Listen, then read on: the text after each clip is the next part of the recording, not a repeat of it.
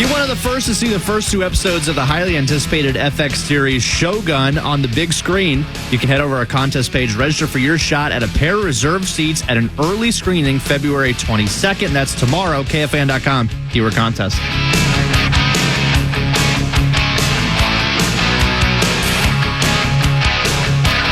Final hour, 9 to noon. Nordo in for PA. PA returns tomorrow. Joining me now, courtesy of The Athletic, theathletic.com, at Dan Hayes, MLB via Twitter. His name is Dan Hayes. How are you doing today, Mr. Hayes? I'm good because I'm currently in the sun, but it's weird. And this is total problem for spring training. But if you're not in the sun, it's been freezing this entire week here. It's crazy. It's wonderful outside, but it is like windy and chilly. So I know you guys are all feeling bad for me. It's rough. My existence in 60 degrees, but it's weird. So yeah, I really felt bad for you guys, specifically as I'm seeing social media posts about you guys being unbeaten at beachside bar trivia. Really feeling terrible for you guys down there. So it's been fun and eventful, at least, right? Yes, winning beer while playing trivia. There's never a bad time to be had. I want to start with a couple other things. The owner talked on the radio yesterday, pissed off a bunch of people. I do want to get your take and some things specifically on that as it pertains to the 2024 incarnation of the Minnesota Twins. But, I guess in terms of how this thing gets better or stabilizes, I'm going to start with the evergreen conversation of Byron Buxton, where, we had the manager on, Rocco Baldelli, kind of game plan for figuring out how to keep him on the field, starting him in center field, trying to realize that vision that was found, or at least was generated so many years ago now. But Byron Buxton healthy, Byron Buxton buzz. What's good with him down there at spring training? Yeah, let's be honest. You always have to take it with a grain of salt, right? We know the injury history. We know that Byron hasn't played more than 100 games since 2017. And that was 140 back then, but 92 is his top since then. So look, it's with the caveat that we're always going in knowing that injuries happen for him. It's unfortunate. It's sidetracked him a lot from having, a great career, and he's still been a good player at times. And, the 2022 All-Star says that. But right now, this is the best. And you can tell immediately from interactions with him, this is the best he's felt in a couple of years. It is very evident. And, one of the things that I think I've gotten good at over the years, and this is the 7th year I've worked with Byron, the body language is always key. And the tone in the voice and the easiness of answers and how quickly he's willing to laugh and joke. And all that stuff is free and easy right now. And that it never was that way last year. At all, not once. Mm. It was strained at times last year. You could tell something was going on, and it didn't surprise any of us knowing what he had played through the year before. But he obviously had that knee surgery, and I was like, okay, everything's gonna be good now, right? And it was evident from the start at spring training last year that he wasn't, because this week alone we've seen him on the grass significantly more than we did last year. Last year, he got here, and the first day they were doing some tests with him on the field, some sprinting tests, and then that was all we saw of him playing, catch, of running, all that stuff. It was, how are we going to manage this immediately from the start? The DH plan started to form, and it was going to be like, all right, well, we're going to play him as our DH through like April, and when it gets warm, we're going to start to build him up. But they never saw progress, and they knew last year, when he had the original surgery in September 2022, that there was something in there. They discovered it, but it was the plica, which I can't even pretend to know what that really truly is from a medical standpoint, but they knew it was there, but removing that is something that you do was more of a last resort. They did not feel like they needed to remove it at the time, and that was not the right decision. And he said essentially, he felt like there was a knife stabbing him in the knee consistently throughout last year. And that pain is gone. The plica was removed in his postseason surgery this year. And you can, look, again, all with a grain of salt because it doesn't matter until games start. But you just hear it in his voice. You see it in his face. The way he's acting, that he has not felt this good in a while. Love hearing that. And I'm not opposed to dumb questions here, Dan, so just bear with me. With Carlos Santana in the mix, is this in some ways kind of like we're upgrading the Joey Gallo spot? Like it's going to be less strikeouts, more walks, more home runs, maybe more consistency, a better average, and all of that. Is that kind of how I should look at it, or I'm dead wrong, and how should I look at it? No, I think, look, when you lose Jorge Polanco, you lost the switch hitter, right?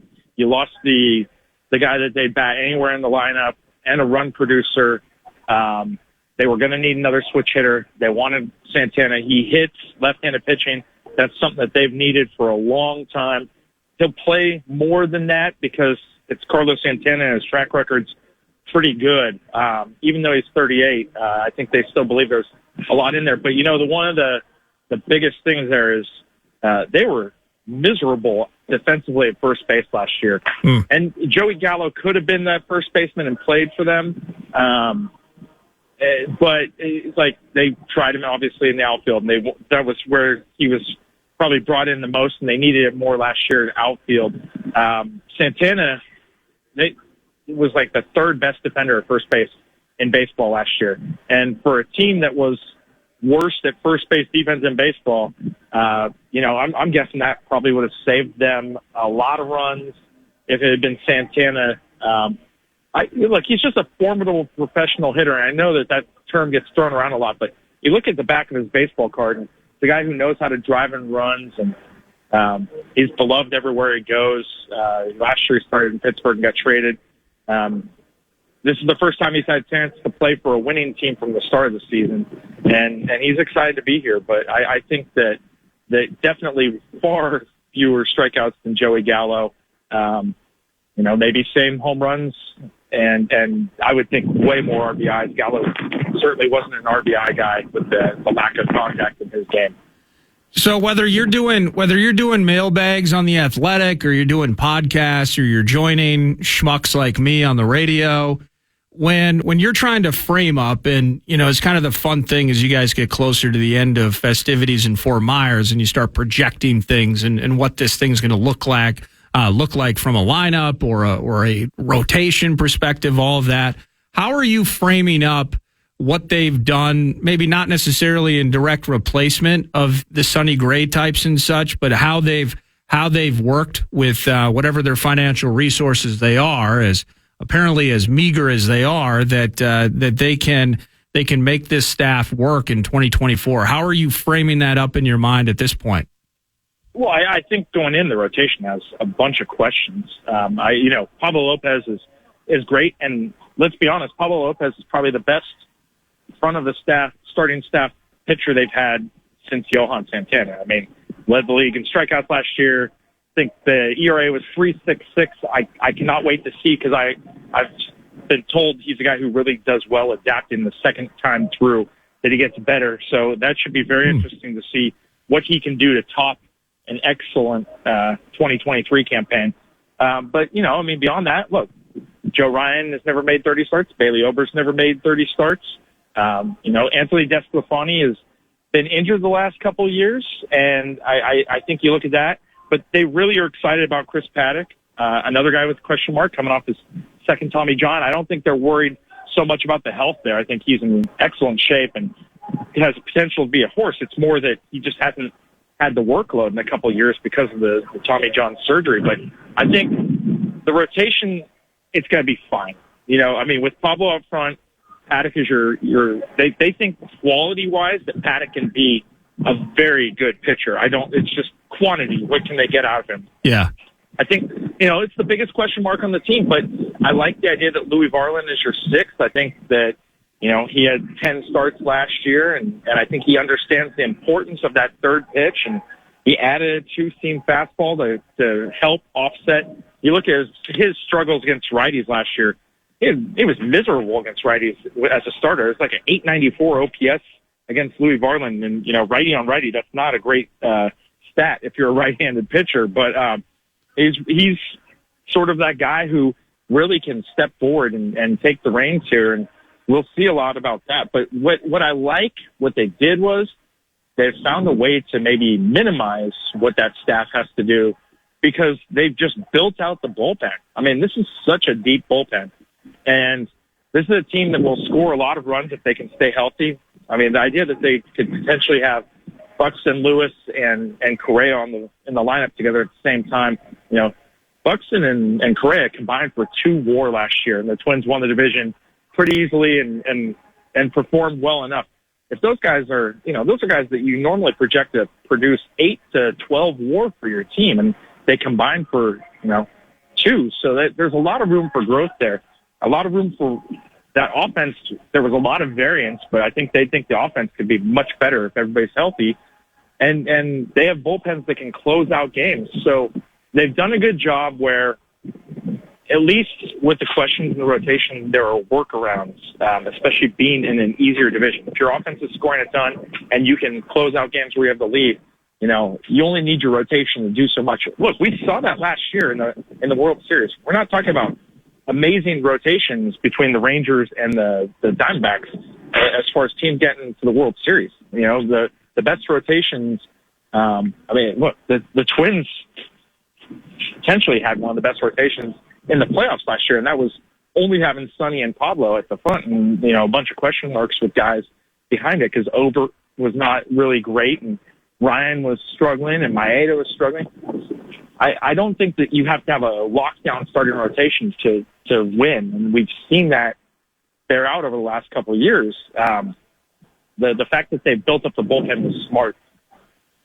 Well, and you're right, the bullpen, the back end of it, and, you know, to that end, kind of why I was going down that road is you lose bodies, but this was a team that kind of flip-flopped from 22 to 23 where this team wasn't getting through the 5th, among the lowest number of innings for starters in Major League Baseball 2 years ago. They flipped that thing on its head last year, and it was let's get 3 innings of relief, it felt like, on average, and we're getting out alive with victories. And so in some ways it feels like maybe not the entire way, but it's kind of flipping again, because everything I'm reading and seeing about the bullpen, that's the type of thing that can get you into those weird, you know, 5 and fly, 4 and no more type of situations in the playoffs. So I do actually really like where that thing sits in some ways. Yeah, and look, I think that the rotation is far better than it was in 22 and 21 when really they were, you think about that 22 club, and my goodness, they had signed Dylan Bundy before the lockout. The lockout ends on March 10th, and Dylan Bundy is the only guy they have in that rotation. They had traded Barrios, and they had Joe Ryan. But you acquired Chris Archer, you acquired Chris Paddock. They signed, who else did they? I can't even remember. But, you know, the 2 previous rotations to last year were just trash. And you know, the year before was Matt Shoemaker and Jay Happ, and just not good. You know, like, this is such a better, more sound rotation. When you're saying, like, you have Bailey Ober had a great year last year. In fact, they have that ARB bonus pool that players get now when they're pre-arbitration to kind of help guys that maybe are making the league minimum but deserve more. And the Twins had a bunch of guys that made a ton of money off that. Bailey Ober made a $400,000 bonus at the end of the year because he had 26 starts, I think, and a 3.43 ERA. He had a $400,000 bonus after making $750 or whatever the minimum is because he was so good. And, you know, in a typical rotation, if Bailey Ober was like your 4, you'd be just amazed with that group. And, you know, it's going to hinge on Paddock. Can Desclafani really come back and be the guy he was in 2021? You know, health has been a big issue for him. But, you know, you've got Varland there, and it wouldn't shock me if that's an area that they try to address throughout the year. They tried to address it this offseason through trades, and it just didn't happen. I think they heard the price on Corbin Burns and got some sticker shock, and the Orioles clearly were a team that needed him more, so they did not pursue that path. But I know they've looked everywhere. Dylan Cease they looked at Mitch Keller, everywhere they've gone around and tried to address, but they just haven't been able to find that match. That's Dan Hayes of The Athletic, at Dan Hayes MLB. I got a few more for you. And, you mentioned Paddock. My faith in Paddock stems from the fact that, and you mentioned the sample size, because he wasn't running out there for, multiple inning, 4 or 5 inning stretches, but he was coming in and shutting people down in the postseason. He was an awesome little asset there, finally healthy as part of that. But the Joe Ryan thing's interesting to me, because Joe Ryan was on an absolute heater of heaters, and then suddenly he gets hurt, right? He had, wasn't it the complete game shutout, let's call it early June, against the Red Sox at Target Field. Buxton's hitting home runs, Correa's putting it in the seats. It's about 98 degrees out there. I was at the game with my kids. They were miserable, and I never want that to happen again, other than the great baseball game.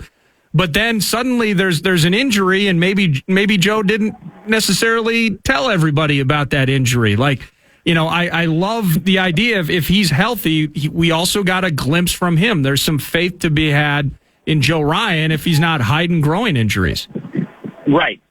Look, I think after that Red Sox start, his ERA was like 2.98. He was on an all-star path at that point. And then he had a miserable end to the first half, and it was like a 7-start stretch there. Began in Atlanta after the groin injury. Yeah. And it's funny because he was masking it with a ton of strikeouts. His fastball was still very active at the top of the zone, but he said he couldn't get down over the ball, and it left his off speed up. He never quite recovered. And to the point where the Twins clearly went with that bullpen game in Game 4 the Astros series, and Joe only pitched 2 innings, and I think they were a little worried at the time, because his fastball would be there for an inning, and it'd be 94, 95, and then dip to 91, 90, even at 89, and then it'd go back up, and he's got it. He's got the potential. There's no question, but he's probably a 3 or 4 in a really good rotation at best, and probably a 4 in a really good rotation at best. But, he's still got a couple of years under his belt, and it'll be interesting to see how he develops, and if he can kind of find some of what he had in that first half early in the season again, because he was excellent. And I don't think he is, that sub-3 ERA pitcher unless the secondary stuff develops a lot. To his credit, he is working hard on making that slider more consistent and giving him stuff to just run away from the fastball. But it takes a lot, and it's sometimes the reason why guys don't, make it. And the league can adjust to your fastball as pinpoint as his can be, but when it flattens out, guys find ways to punish it at the top of the zone, and he's got to figure out ways around that. But he's certainly, potential is there to be a good pitcher. We've seen it. Whether or not he finds it, that's a key storyline for them.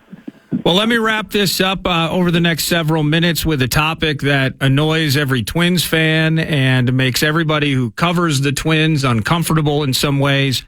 Joe Pohlad, owner of the Twins, talking with the media yesterday. He was on the radio, on the radio flagship for the Twins. And a lot of people got really frustrated, Dan, and I'm sure you've encountered this via social media, where after a record payroll in 2023, that was, you guys were on it from the jump. Hey, I would not expect this to sit at the same levels, and you guys were all right. And you got TV deal terrorism and all of that. Like, how have you worked your way through that? And in terms of, understanding this team, you mentioned this is your 7th year covering the team, so you have an idea of, for every Pablo Lopez and Carlos Correa, there's been a Bartolo Colon sighting in the mix. You know how this operation works, and a lot of people really frustrated with Pohlad coming out and effectively saying there are other ways to win than spending money. And a lot of Twins fans are saying, I've seen how that other way works here for a very long time, and we just gave Carlos Correa a ton of cash. We don't want this ride to end. Where do you sit with all of that?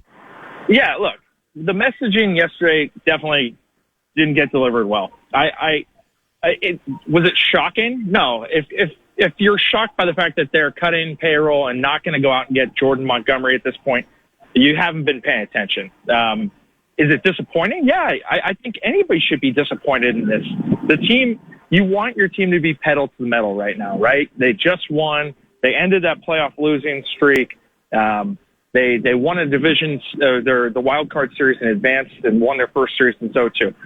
You have all these young guys that it's a lot of fun to envision what they could be like if it was a full team, like if they had brought Sonny Gray back. And that's besides the point, because honestly, I wouldn't have given Sonny Gray that contract myself. I thought I would be comfortable if I was the team at going 2 years for Sonny Gray. That third year scares me. I could totally be wrong, but that's neither here nor there.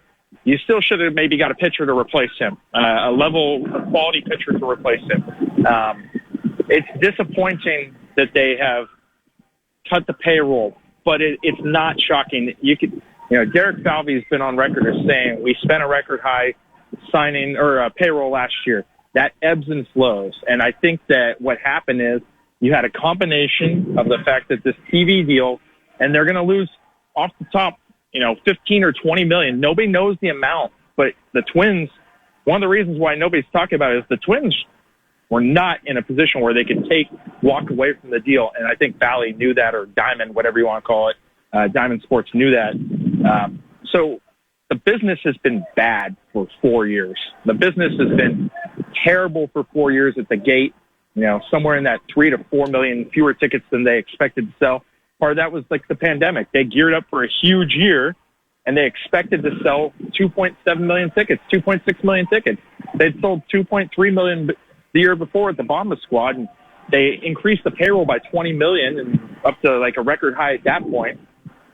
They have been a poor performing business for 4 years. And then on top of that, the TV money comes along and you're basically going to make 15 or 20 million less. The idea that they have not hidden the fact that they need to get the business side right.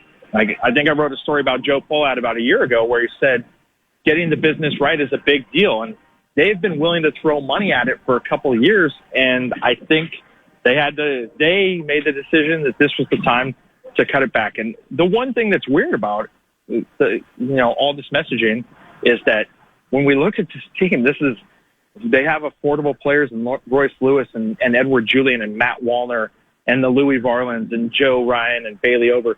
Guys, it's sort of like that quarterback rookie contract. The 49ers have benefited from Brock Purdy making $900,000 because, everybody else is making $40 million a year as a quarterback. Yeah. And you can get away with that. Well, the Twins have a lot of young players that they can get away with paying affordable rates right now, and it keeps the payroll down naturally. I mean, they lost Sonny Gray, they lost Kenta Maeda, they lost Joe Ryan and Emilio Pagan, and I think that totaled somewhere in the $40 million range, essentially, and they have only brought a little bit back.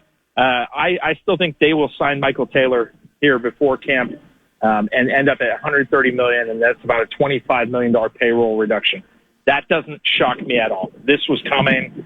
I just think it's disappointing for fans because they want more, and they deserve more. And I think that the way it was delivered the other day was not the smoothest messaging possible. But, we were talking with Bobby Nightingale, who covered the Reds for all these years. And a year ago, I don't know if you remember this, the Reds owner said, well, payroll, was going through the same stuff and then basically said about fans, well, where else are they going to go? Right? He was like, they're Reds fans. They have to like us, essentially. He was challenging the fans. Oof. It's not that level of disappointment, but there are worse, there are far worse owners. And I understand there's a long history. I know, and I only am outside familiar with it because I was away there's a lot worse ownership groups than this. Look at the A's, look at the Pirates, look at the Reds. This is a terrible spot to be in right now, though, because you want people to be on board and excited and want to see this team. The TV deal was just a stinker because you're still shut out. Not everybody, their reach is like 1/3 of what it could be. Yep. But obviously, obviously there's a lot of cord cutters who are choosing not to see this product. And I understand cable bills are high, but there are alternatives to see this team. It's just some people wanted the standalone product. Hopefully we get there next year because that would be awesome. It's been a tough year for the consumer, and I think that, it can all be settled if Royce Lewis hits 6 home runs in April and Carlos Correa and Byron Buxton look great and Pablo Lopez looks great. It's the kind of stuff that only winning can cure because you're taking a gamble, and yet your team is pretty well positioned. So I understand why they're taking that gamble. Hey, appreciate everything you do. Always love getting your perspective when you join. Go keep winning trivia night and have fun and drinking beer beachside and smoking cigars. I don't know if that's your thing, but have all the fun. Write all the bits. I'll continue to follow it on theathletic.com, and we'll talk again soon. Thanks for. I will try and live up to it for you, Nordo. All right. See you soon. That's Dan Hayes of The Athletic at Dan Hayes MLB. Yes, not the smoothest wording, not the smoothest dissemination of the information. In some ways, you could almost, maybe you just didn't do that interview. Maybe that was the right plan. Maybe not throwing it in the faces of some fans. Maybe that was an option as it pertains to the Minnesota Twins. There is a history. And, again, I see this here. This is Jason from Egan. Wish they would stress that this payroll cutting is a choice the team makes, not a league cap. They choose to do this. It does not happen to them. They are not a victim of cap cutting. And getting the business side right, is that the responsibility of the fans? You're still wanting the fans to show up, buy all those tickets, those 2.5 million tickets or more. Maybe you just shouldn't have said anything. Maybe that would have been a better option. But in the end, as Dan he found his way around to it. You're still excited about Buxton playing in center field. How about Royce Lewis not in rehab, starting the season healthy? There's so much to be excited about. And I don't know if it's just the nature of the last couple of decades with this, but if we can find our way through that and get excited about the actual product itself, that's how we get things started in April. But very frustrated are many Twins fans with what they're seeing from a financial perspective. So hope the business is good, but care about the baseball more. KFAN, The Fan. Final couple of segments, 9 to noon.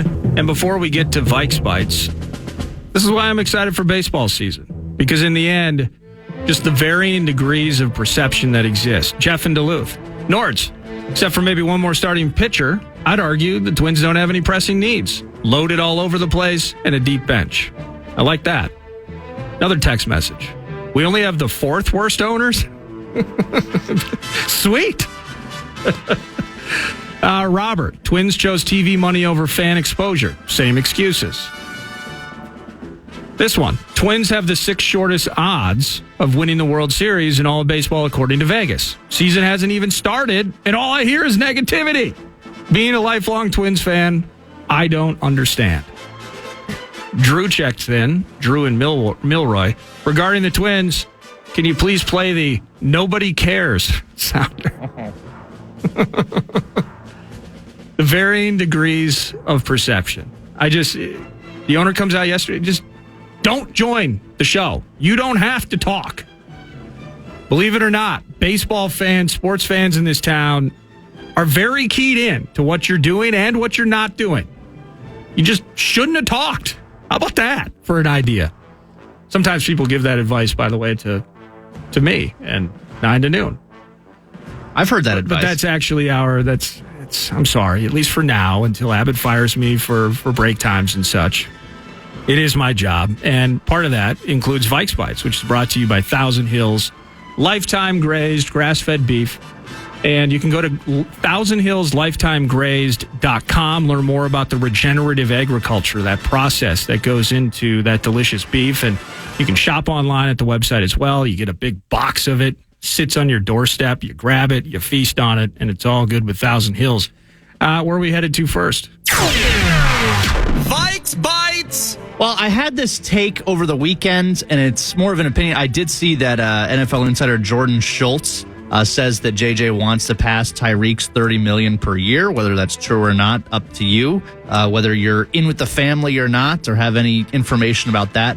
But my kind of take on this whole thing that I don't think is being talked about enough is, I think Kwesi should be taking a lot more heat for not getting the deal done last summer because you kicked the can down the road. And we talked about it in training camp when they basically said, we're just going to move on and deal with it next year. I felt like if I was a Vikings fan, I would be pissed that was a blown opportunity to get your guy, because then you could do whatever you want with the quarterback. JJ's locked in. I feel like you had your chance last year, and now you've kicked the can until everything is happening all at once. Yeah, I understand where you're coming from, and I would put Kirk, because these two, the situation here, I talked about it earlier, that the weeping and the gnashing of teeth around the idea of giving guaranteed money to Justin Jefferson, I don't believe that's as bad as what some are painting that picture of.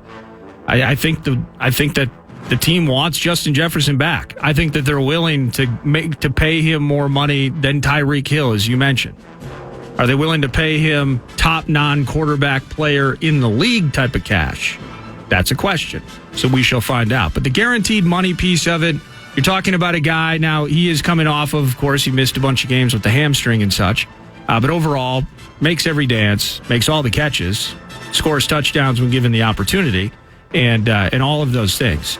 So I'm not worried about that. I do see where that comes to pass, though, because they also make the decision to not re-sign Kirk. And this is just me from the gut. Unfortunately, a sizable one at that. I think the team is way more than happy to move on from Kirk. Not that they don't love Kirk, not that they don't appreciate it, but it's the balancing of timing, where he probably has a couple of years left in it. Probably. There is the guaranteed money conversation with Kirk.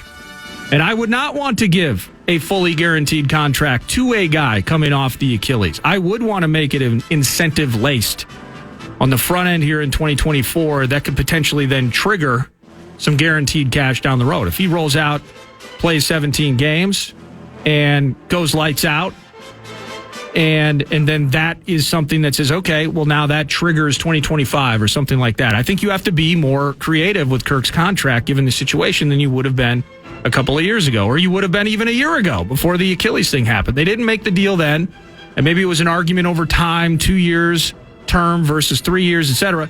But I think that now we kind of have a situation where they're a little handcuffed, where Justin Jefferson is kind of beating around it a bit, but he wants Kirk back. And he also, for him to feel comfortable here, making all that money, and I think ultimately a fair amount of it will be guaranteed, that he needs to know what the plan is at QB. If he's not comfortable with it, that stalls that. And then you also, again, simultaneously, you have a team that I do feel like, now again, it's nothing against Kirk, but I think that the time is now that many feel, including the front office, they got to get somebody in this draft to be the next guy. And could that include drafting a guy at 11 or maybe moving up a little bit and still re-signing Kirk? I'm understanding, and I'm mostly on your side in that regard, where I can't say that it's a bleep up. I don't know how the conversations went or didn't go, how much of them actually even took place over the summer and prior. And these agents are always available, it feels like, when you want to reach out to them. So in terms of that communication, though, now everything comes down to all of this having to be figured out at once, and it's incredibly stressful. So the thing that I brought up over the last couple of weeks, I've said it 5 or 6 times. You must be bored with it by now. And 9 to noon in the Fan, we never repeat ourselves. There's no doubt about that. Ollie. It's the idle hand where we're sitting here as fans and we're coming up with worst case scenarios. It's not getting more and more positive. It's getting more and more negative in terms of how this thing is going to work out as of early March. And we don't know which domino is going to fall first. I think it's going to be the Kirk. And again, the gut vibe is Kirk's not back. So what does that mean with JJ? Because then that domino falls, that tells you a lot. What does it tell you about the draft? There's going to be an aggressive aspect to that. I've heard it, and we've kind of mentioned a little bit. What's the placeholder bit look like? And there's one guy that texts the text line every single day, and I don't know if he's related to Nick Mullins, but he asks about Nick Mullins every single day. And if he's not related to him, he's just a Mullins fan. That's all good. But the idea of who that bridge quarterback will be, that sort of thing, that immediately again becomes something that Justin Jefferson's paying a lot of attention to, and so are we. Because if you make that decision on Kirk, he's going to go somewhere else. But then you still have to draft somebody. If your plan is, well, we're going to get rid of Kirk, but then we're going to get up to pick 3 and get our guy, well, how the hell can you guarantee that? So the story and the frustration's not over. I'm with you, though, that if going back in time, that handling this piecemeal versus now the final presentation, and not that there's been intentional procrastination, but we're getting down to the nitty-gritty here. We got a bottle of Nordos next to us. We haven't slept in 26 hours, and we're just feverishly cramming for the big test. Well, it's about here. So hopefully Kwesi is good at test taking, and the things work out the way they need to be. You got one more, and then we'll pause? You fell asleep on the couch tinkering with your lineup with a bottle of vodka in your hand like Ruxin. Vikes Bites. Yes. Do you remember, I hate to put you on the spot, do you remember the deal that sent Josh Dobbs to Minnesota? Do you remember what it was? I thought it was like a 6th and a 7th or something like that. So there was a conditional 7th. And that's all it was? There was no other draft pick? Well, I'm not guaranteeing that, but what I am saying is that condition for the 7th was not met. The pick stays with Minnesota.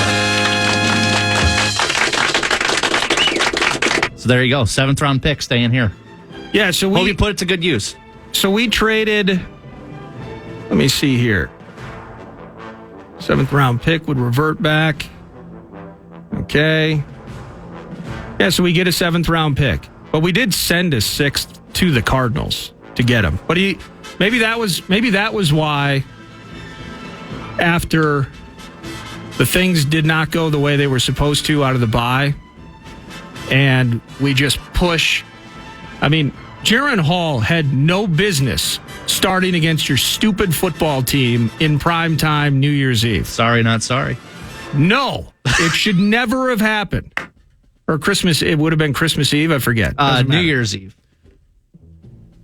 No I remember business. It well. Yeah. It should have either been Mullins or Dobbs. Dobbs or Mullins. And we sacrificed the rookie at the altar of a 7th round pick. I don't know if that's actually the case, but it's ridiculous. Well, cool. Well, there you go. Dobbs Delirium, the Pastronaut. I believe his services will be up for grabs. Ooh, what a market that shall be when freed. And everyone talks about Kirk. You know, Baker Mayfield's going to be a free agent. No one talks about Dobbs. Why is that? Why is that? When we return, with maybe another Vikings nugget or two and some text messages, and we'll put a wrap on 9 to noon. Vikes Bites brought to you by Thousand Hills, Lifetime Grazed. To noon on the Fan. Vikes Bites. 3 KFAN, the Fan. The 2024 TIAA Big Ten women's and men's basketball tournaments are headed to Target Center March 6th through the 17th, and tickets are going fast. More information and to purchase tickets, KFAN.com, keyword calendar. Love all of you for listening to 9 to noon whenever you choose to do so. I'm filling in today, but PA is going to be back with you and me and everybody tomorrow. Certainly heavy on the Vikings and just working our way through that. Plus, trying to nail down a Chris Finch-related interview from the All-Star break. Just stinging after that tough All-Star game loss.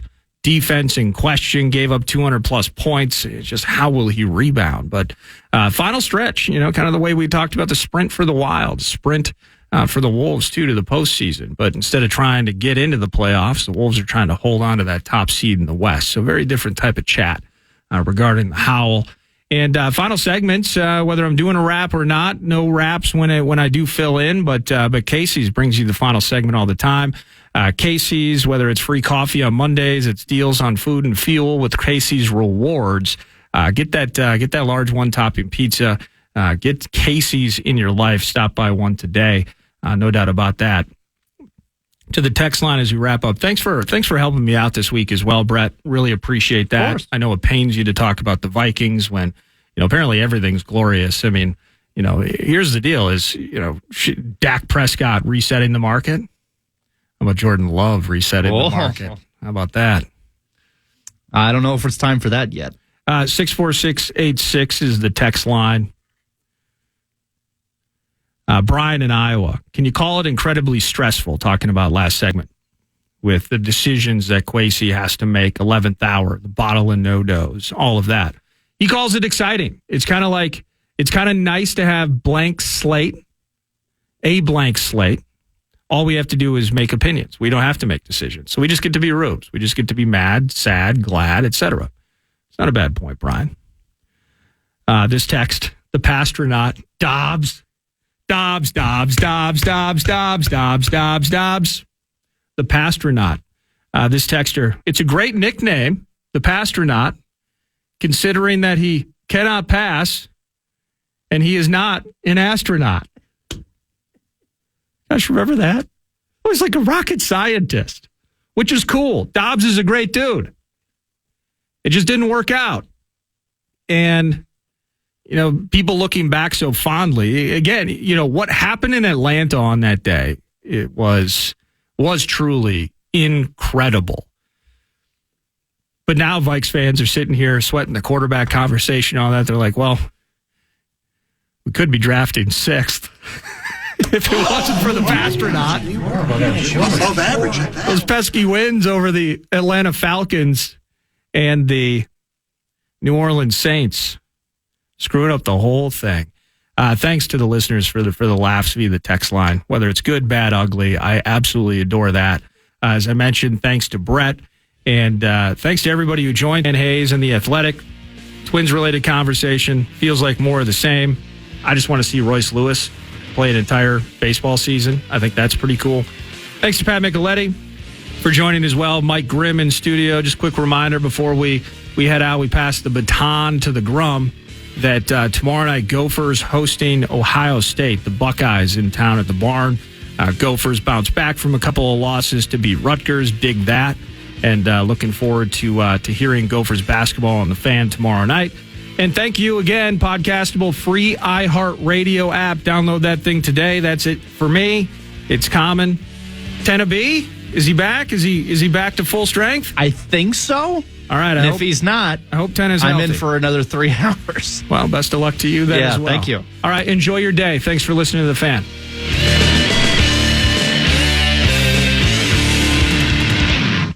Podcast today's Paul Allen or listen back to previous show and interviews by going to the iHeartRadio app or